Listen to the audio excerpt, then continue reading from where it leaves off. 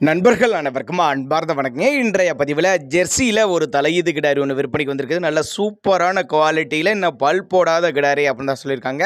ரொம்ப rare colour செவல மரம், நல்ல மாடி செட்டு, நல்ல காம்போலத்தோடு தான் இருக்குது. கம்மி பட்ஜெட் தான் சொல்லியிருக்காங்க. இந்த மாடு எந்த ஊர்லேருந்து விற்பனைக்கு வந்திருக்குது, இதனுடைய கறவைத்திறன் எவ்வளோ, விலை நிலவரம் எல்லாமே பார்க்கலாம் வாங்க.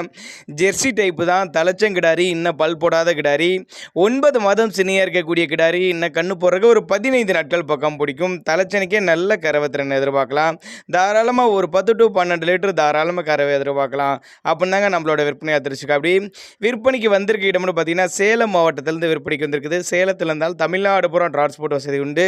தலைச்சனிக்கே நல்ல கறவைத்திறன் எதிர்பார்க்கலாம் சொல்லியிருக்காங்க. பல் போடாத கிடாரிங்கனால இந்த கண்டினியூஸாக ஒரு 10 வருஷத்துக்கு மெயின்டைன் பண்ணக்கூடிய கிடாரி, அந்தளவுக்கு அருமையான கிடாரி, நல்ல ப்ரீடில் இருக்கக்கூடிய கிடாரிங்க.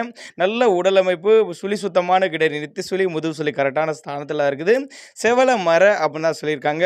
காம்புகளும் நல்ல காம்போலம், நல்லா அடைச்ச மடி, ஃபுல் மடி எடுக்கிறப்ப கிடாரி பார்க்கறதுக்கே லட்சணமாக இருக்கும் அப்படி தான் சொல்லியிருக்காங்க. நல்லா நீல நீல காம்பில் மடி கூச்சம்லாம் எதுவும் இல்லைன்னு சொல்லியிருக்காங்க. தண்ணி தவளுக்கு எந்த ஒரு குறைச்சல் இல்லைங்க. ஆண் பெண் யார் வேணாலும் படிக்கலாம் அப்படி தான் சொல்லியிருக்காங்க. தேவைப்படும் நபர்கள் மட்டும் தாராளமாக அவரோட காண்டாக்ட் நம்பர் டிஸ்பிளே கொடுத்துருக்கேன், தொடர்புகளுங்க. தலைச்சங்கிடாரி, இன்னும் பல் போடாத கிடாரி, கம்மி பட்ஜெட் தான், 9 மாதம் சினியாக இருக்குது. இந்த கண்ணு போட 15 நாட்கள் பக்கம் பிடிக்கும். ஒரு மிக மேக்ஸிமம் ஒரு 10 to 12 லிட்டர் தாராளமாக கறவை குறையாது அப்படின்னு தான் சொல்லியிருக்காங்க. தேவைப்படும் நபர்கள் மட்டும் தாராளமாக அவரோட காண்டாக்ட் நம்பர் டிஸ்பிளே கொடுத்துருக்கேன், தொடர்பு கொள்ளுங்கள்.